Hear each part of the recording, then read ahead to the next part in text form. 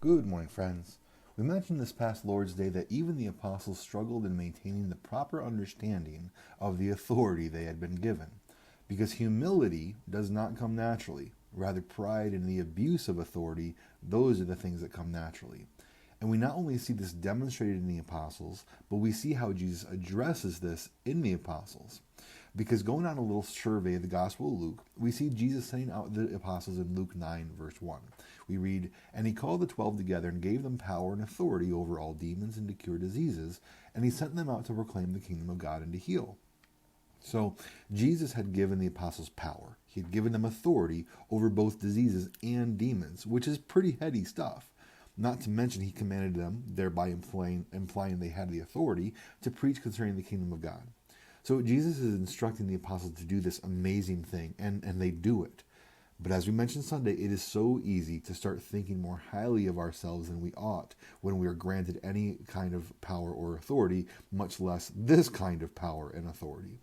On top of that, Peter, James, and John were privileged to witness the transfiguration of Jesus in his glory later on in Luke chapter 9. They got to hear the voice of God the Father affirming the Son whom he loved. So this was another incredible experience that should have humbled these three apostles.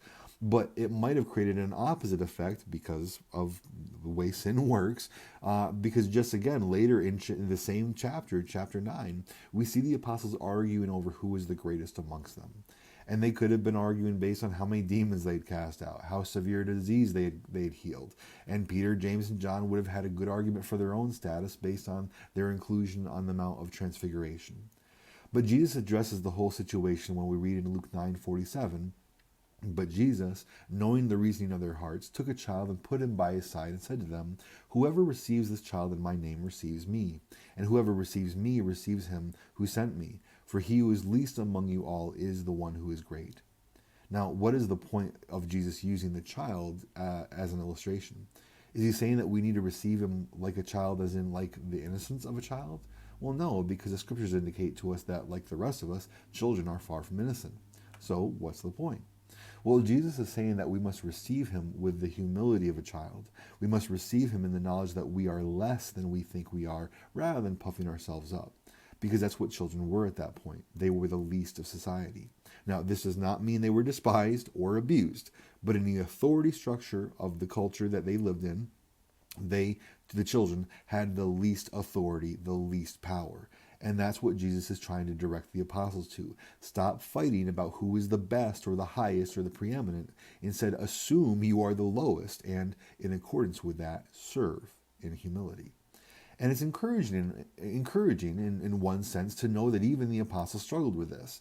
And the encouragement doesn't come from the idea that we can then fall into the same sin and then go, well, it's no big deal, because obviously it is a big deal. Jesus addressed it specifically because it needed to stop. But the encouragement comes from the fact that while Jesus did correct the apostles, he didn't give up on them. And I think we need to remember that more than we sometimes do, even within the church, and actually especially within the church. Because I think there is this natural human tendency, which is sinful, to just give up on people. They didn't meet the mark, they disappointed me, they screwed up, now they're done. But that isn't the example that Jesus himself shows. Can people be forgiven? Yes. Should people be forgiven? Yes. Can there be restoration to how things were before? Yes. We see this time and again with Jesus and the apostles themselves. Because even with these events that we've already covered here in Luke 9, what happens less than 10 verses after the last case? We're told that a Samaritan village rejects Jesus, and James and John ask Jesus if he wants them to tell fire to come down from heaven and consume them. But Jesus turned and rebuked them, and they went on to another village. Now, first off, in all honesty, good grief, James and John. Getting a bit full of yourselves, which is the whole point of what we're talking about here, of course.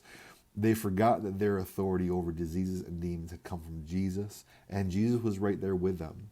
And while they did ask him, which I suppose was to their credit, they didn't try to just do it on their own authority, so to speak. But they still ask if he wants them to tell fire to come down from heaven, as if they had the authority in and of themselves to do that, to command the fire of heaven. This was not in the list of authority, matters of authority that Jesus had given them previously, but this is what they wanted to do. And they were absolutely out of line. And yes, Jesus rebukes them for it. But then what do we read? That Jesus kicked them to the curb saying, you're done, you've crossed the line one too many times? No, we simply read that he rebuked them and they went on to another village. Jesus corrected them again, but then they continued the journey as before. And so there's much for us to learn here. Number one, we must not exceed the authority that we've been given. And even the authority that we legitimately have must be used in humility as a servant. And then on the flip side, when people do mess up, whether they're leaders, elders, or whoever they might be, there must be a willingness to rebuke in love, to correct and bring them back and forgive and restore them. Forgiveness is a real thing.